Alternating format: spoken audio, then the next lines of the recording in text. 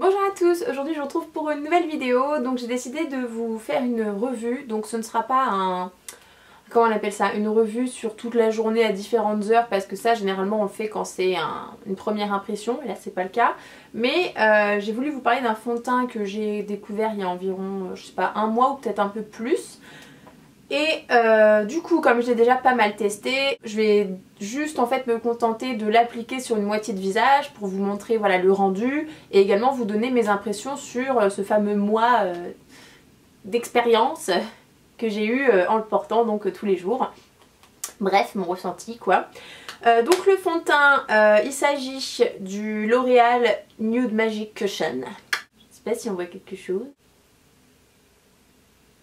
Donc c'est cette petite boîte là. Et donc le principe, c'est un fond de teint donc dans une petite boîte qui est déjà, si vous voulez, prédosé dans une espèce d'éponge, de mousse éponge. Vous vous doutez bien que la quantité de produit est infime, mais je vous en reparlerai ça à la fin dans mon avis final. Et donc dans cette petite boîte, il y a, normalement, je l'ai enlevé, une espèce de houppette, exactement comme dans les poudres, hein, si vous voulez, donc un petit truc... un peu nul. J'ai utilisé, c'est ma deuxième boîte, je l'ai utilisé vite fait dans le premier, mais je trouve que ça absorbe encore une fois beaucoup trop de quantité, donc déjà plein de quantité absorbée là plus là, je préfère pas. Je crois que je vais le redire après quand je vais appliquer le fond de teint, mais c'est pas grave. Donc qui se range en fait sur le dessus, hein, tout simplement. Vous avez un petit espace comme ça et vous avez le miroir. J'ai pris la teinte beige doré, il me semble que c'est la teinte 7. Mais en tout cas c'est beige doré, c'est une certitude. Et donc pour le prix, ce fond de teint coûte environ 17 € en fonction des magasins. Voilà, donc là tout simplement je vais l'appliquer sur la moitié de mon visage. Je vous fais un débrief sur ce que je pense de ce fond de teint. Et puis c'est tout quoi. Donc c'est parti pour l'application. Je l'applique avec le Sigma donc F80, le Flat Kabuki. Parce que le Beauty Blender j'aime bien, mais là en fait si vous voulez, déjà le fait que ce soit on va dire dans une éponge, j'ai l'impression qu'il y a quand même une partie du fond de teint du coup qui va rester à tout jamais dans cette éponge et on en perd déjà. Donc le remettre à nouveau dans une éponge, ouais non. En fait je préfère carrément faire au pinceau qui ne va pas garder trop de matière. Je regarde un peu par là parce que j'ai mis mon miroir, j'ai absolument rien pour mettre devant. Mais ce que je vais faire, c'est que je vais faire qu'une moitié de visage. Donc si possible celle où j'ai le bouton, ça je serai un peu moins moche. Et comme ça de toute façon vous allez voir ce que ça fait. Donc je presse une fois. Oui, ce n'est pas assez. 2 fois. Et 3 fois. Je pense que ça doit être pas trop mal.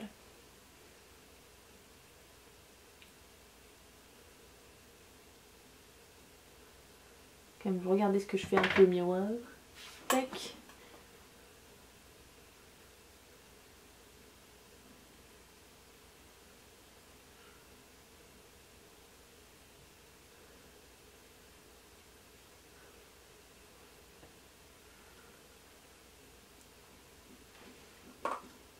Sachant que personnellement moi j'en mets un peu plus d'habitude, donc je pense que je vais quand même faire un petit spoons. En plus je viens de m'épiler au-dessus des sourcils, du coup c'est génial, ça fait tout rouge. Yeah! Je vais remettre un petit coup là. Voilà. Donc là au final j'ai fait 3 pressions légères. Non 3, 4 pressions légères. Pour la quantité que je souhaite pour avoir une couvrance on va dire acceptable. Vous voyez j'ai appliqué sur toute la moitié de mon visage, donc je pense quand même qu'on voit la différence. C'est beaucoup plus lumineux que là, on voit un petit peu moins mes taches sur le nez. Le bouton se voit presque plus. Et par contre vous pouvez voir, normalement j'espère avec la lumière, que c'est un peu brillant quand même. Donc là je vous fais un petit zoom, donc, vous voyez ça a déjà un peu migré. Un petit peu en dessous aussi. Vous voyez ça c'est sans rien. Avec. Sans rien. Avec. Donc en gros moi ce fond de teint, je vais vous donner mon avis, de toute façon ça fait vraiment plus d'1 mois que je le mets. Donc pour le coup je peux vraiment vous donner un avis fiable et vraiment avec une un test d'une durée assez longue. J'apprécie beaucoup la couleur, j'ai pris beige doré. Comme je vous ai dit dans une précédente vidéo, avant je mettais l'Accord Parfait de L'Oréal en beige doré. Et depuis qu'ils ont sorti la nouvelle formule, eh bien le beige doré est beaucoup plus foncé qu'avant, ça c'est une certitude. Donc j'aime beaucoup la couleur beige doré. Si vous connaissez déjà le beige doré de l'Accord Parfait ancienne version, vous pouvez foncer, c'est la même teinte, mais exactement la même teinte. Ce que j'apprécie aussi, c'est la facilité d'application du fond de teint, il est très fluide, donc c'est vraiment très très pratique. Je trouve ça aussi sympa d'avoir mis un petit miroir dans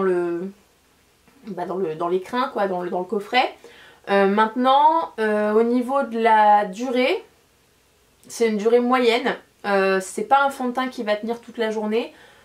En plus, moi je compare avec mon correcteur, même si c'est un correcteur, MAC, qui tient vraiment toute la journée, toute la nuit, enfin c'est un truc de fou.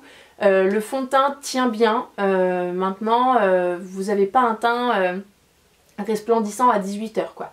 Il en reste encore, mais ouais, il a une tenue moyenne. Donc c'est pas une tenue pourrie, hein, il tient bien, mais c'est pas une tenue exceptionnelle. Bon, il est lumineux, c'est bien, mais ce qui me déplaît, il est peut-être justement trop fluide, trop brillant, donc du coup on est obligé de poudrer, sinon c'est une matière qui se déplace très facilement, qui migre très vite dans les plis vu que c'est très fluide. Donc bon, poudrer après, il n'y a plus de problème, donc faut poudrer, obligé, enfin pour moi en tout cas. Ensuite, l'autre chose qui me plaît pas, c'est en fait c'est surtout le rapport qualité-prix si vous voulez.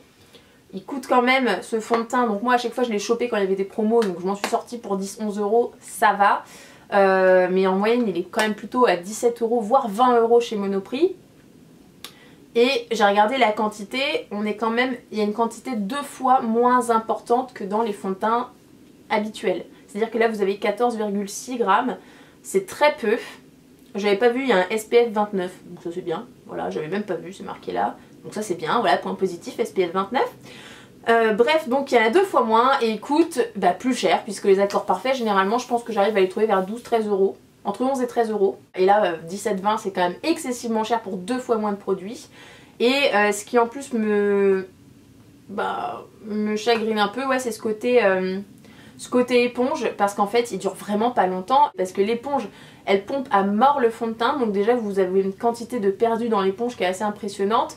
Et honnêtement c'est ma deuxième boîte, la première boîte elle a même pas duré un mois. Franchement en mettant tous les jours, elle a duré peut-être 3 semaines, vraiment maximum. Parce que moi je veux quand même une couvrance moyenne, légère ça m'intéresse pas. Et voilà, rapport qualité-prix sur la durée c'est très cher, donc si vous avez les moyens, si vous kiffez ce fond de teint, bon bah voilà, mais après c'est vrai que pour des budgets, enfin même le mien personnellement je considère pas avoir un budget exceptionnel, ça me dérange un peu de lâcher autant et aussi souvent dans un fond de teint. Donc je ne pense pas que je vais le racheter juste pour ça, malheureusement il l'aurait fait 2 fois plus gros, ça l'aurait fait.